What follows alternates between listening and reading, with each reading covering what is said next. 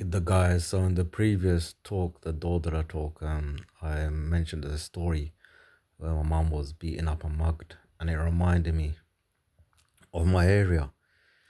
Then just had to show you, like, this block that you're seeing on this picture. That's one of the biggest blocks that was in Western Europe. It was called St James or St Jameson Sinclair Point, and we had to. This was on my block, you know. This is why when we woke up in the morning and left our door, this is what we saw every day. Do you know what I mean? It's like a 30-second walk from our flat. And, the type of stuff that we saw growing up, it had a massive multi-story car park. And it's like, them films, like there's just mad shootings in them car parks, people taking drugs. And as kids, we used to go and play there. Do you know what I mean? And there was a lady called Mad Mary. She used to chase us.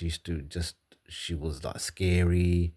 She'd take her top off and just run after us. There was a lady called Crackhead Sue. She used to shout at us, trying to hit kids. You might have heard of her in Morrison's tracks, because Morrison lived just near us as well. He's a UK rapper.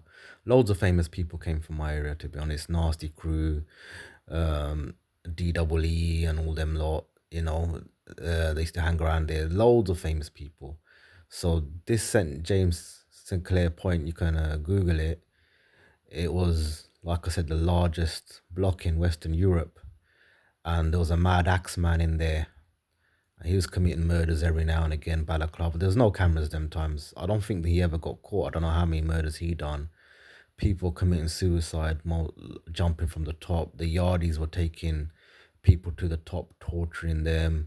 There's a few shootings in there all the time. I don't think they even caught any of the killers because it's so massive. There's no cameras, no ring doorbells.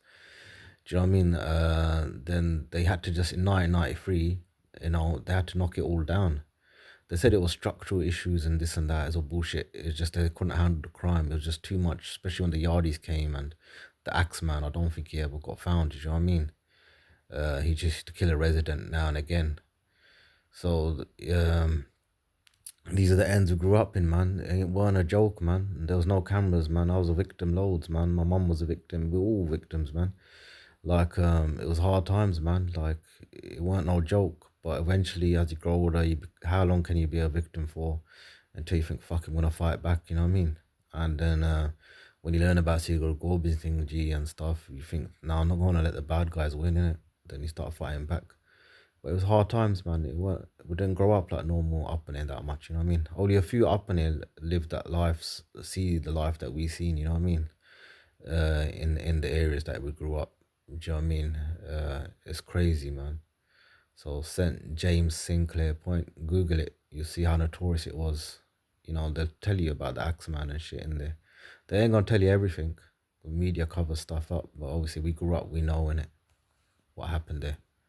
Take care, people.